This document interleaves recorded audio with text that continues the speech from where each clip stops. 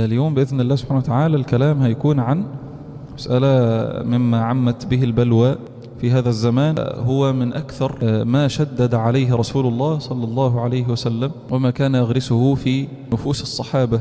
زماننا زمن اختلاط للأسف. الإنسان يعني بلغ زمنا اختلط فيه الحلال بالحرام جدا جدا، وأصبح نادر جدا من الناس اللي بيتحرى الحرام في مطعمه ومشربه وملبسه. حتى ترى الرجل يقول لك يا عم احنا لو ما بصينا بقى في كل حاجة في الحلال والحرام مش هناكل عيش.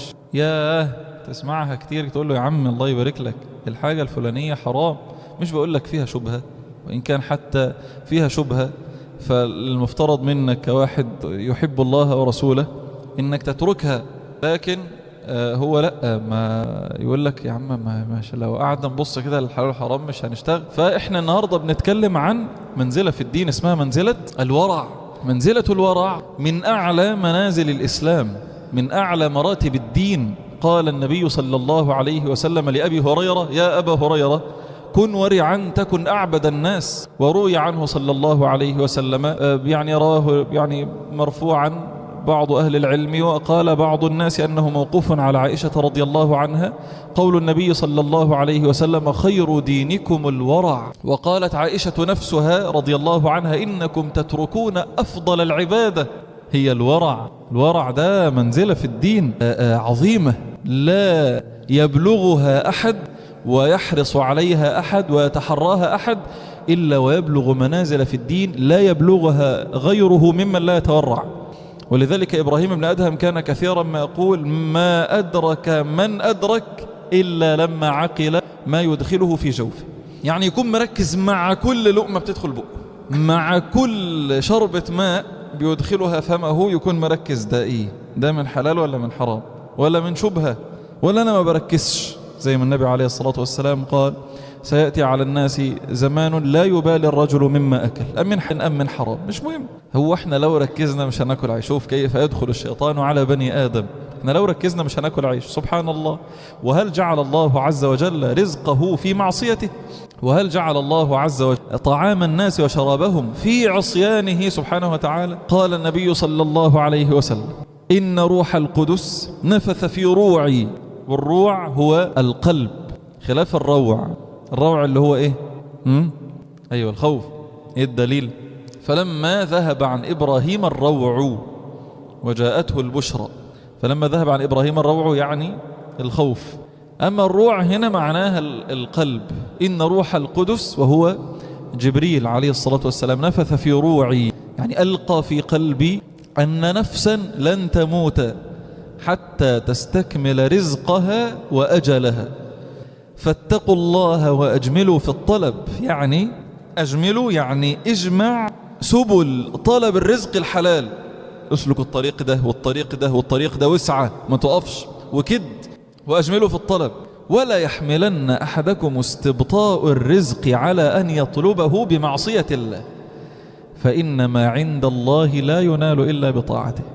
إنما عند الله لا ينال إلا بطاعته. عمر ما كان الحرام سبيل لرزق أبدا، والله عمر ما كان سلوك طريق فيه معصية لله وإغضاب لله طريق لتحصيل رزق من الدنيا أبدا والله. بل بالعكس، الإنسان إذا سلك الطرق الحلال وصبر عليها يؤتيه الله عز وجل أضعاف أضعاف ما آتى هذا الرجل الذي أتاه من الحرام، إلا رجلا واحدا سلك طريقا من حرام فوسع الله عليه. دايما اللي بيسلك طرق الحرام بيضيق الله عز وجل عليه، واللي بيسلك طرق الحلال بيوسع الله عز وجل عليه. ده مش بقول كده من باب ان احنا بس ندعو الناس للحلال ونحجبهم عن الحرام ونحجمهم عنه وندفعهم عن هذه الطرق، لا، ده رب العالمين هو اللي بيقول كده. بيقول: ولو أن أهل القرى آمنوا واتقوا لفتحنا عليهم بركات من السماء والأرض ولكن كذبوا فأخذناهم بما كانوا يكسبون. إلا رجلا واحدا سلك طريقا من حرام فوسع الله عز وجل عليه وفتح له من أبواب الرزق وغرق فيها. دي شبهة عند كثير جدا من الزمان، لأن أنا أما أتكلم وأقول يا جماعة ما حدش يسلك الطريق الحرام عشان الحرام آخره شؤم ولا يأتي بالرزق، والحلال هو الذي يأتي بالرزق، تقول لي يا عم ده كلام مش صح. اللي جنبنا لا يتاجر إلا في الحرام، وعنده بدل السيارة سيارات وبدل العمارة عمارات، ويعني يعيش في رغد ورفاهية. هذا أسوأ الناس حالا، من سلك طريق حرام فلم ينتبه لتحذيرات الله عز وجل له ولا لرسائل الله سبحانه وتعالى له، وفتح على نفسه كل الأبواب ففتح الله عليه. ده معناها أن الله عز وجل تركه، رفع يد عنايته عنه. وما أسوأ حظ هذا الإنسان، يعني ما الظن بهذا الإنسان الذي رفع ربه عنه يد عنايته؟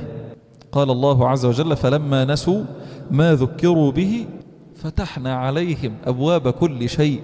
خد، مش انت عاوز فلوس؟ ما يكفيك وزيادة. عاوز ايه؟ ما تشتهي من الدنيا. فلما نسوا ما ذكروا به فتحنا عليهم أبواب كل شيء حتى إذا فرحوا بما أوتوا. تبقى انت فرحان جدا، يبقى بيتاجر في السيارات ويبقى عارف انه هو بيخدع وبيغش الناس، وتلاقي بدل ما كان بيتاجر في نوع رخيص رديء بدأ يبقى عنده سيارات بملايين الجنيهات، وهو بيتاجر بالربا والعياذ بالله، وهو بيغش الناس ويخدعهم، وهو لا يراعي حلالا أو حراما في تجاراته. حتى إذا فرحوا بما أوتوا أخذناهم بغتة. يا لطيف يا رب، أخذناهم بغتة فإذا هم مبلسون فقطع دابر القوم الذين ظلموا والحمد لله رب العالمين. قال النبي عليه الصلاة والسلام: إذا رأيت الله عز وجل يعطي الكافر من نعمه وهو مقيم على معصيه فاعلم أنه استدراج. اعلم أن ربنا عز وجل بيستدرجه، بيجره إلى طريق الهلكة، بس خطوة خطوة، واحدة واحدة. وهذا أسوأ حال يصل إليها أي إنسان.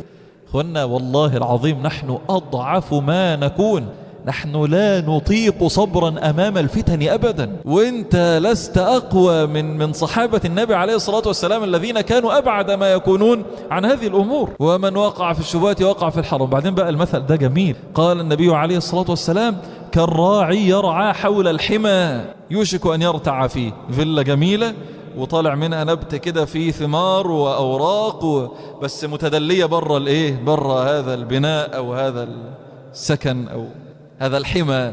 فالراعي بدل ما يرعى بعيد لا جاي يرعى قرب الحمى، الأشجار قريبة والدنيا جميلة ومهيئة. فإيه اللي هيحصل؟ بقصد أو من غير قصد شوية المعيز اللي هو مربيهم دول هيجوا جنب الحمى ويقعدوا يلقطوا منه ويأكلوا من الورق وبتاع، فيكون حرام عليه. فكالراعي يرعى حول الحمى يوشك أن يرتع فيه. هذا بالضبط ما تفعله أنت مع الله.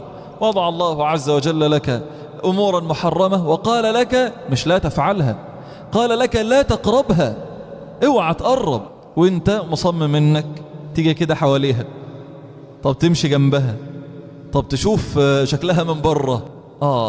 كالراعي يرعى حول الحمى يوشك أن يرتع فيه. ألا وإن لكل ملك حماه، ألا وإن حمى الله محارمه، ألا وإن حمى الله محارمه. كل حرام في الشريعة حمى، وتذكره بهذا المثال، كل حرام انت مش هتقرب فيه إلا ويكون وقوعك منه قريب قوي.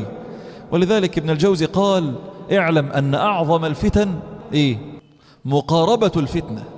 قال: واعلم أن أعظم الفتن مقاربة الفتنة. نعود فنقول: الورع من أعلى مراتب الدين ومن أعظم منازل الدين.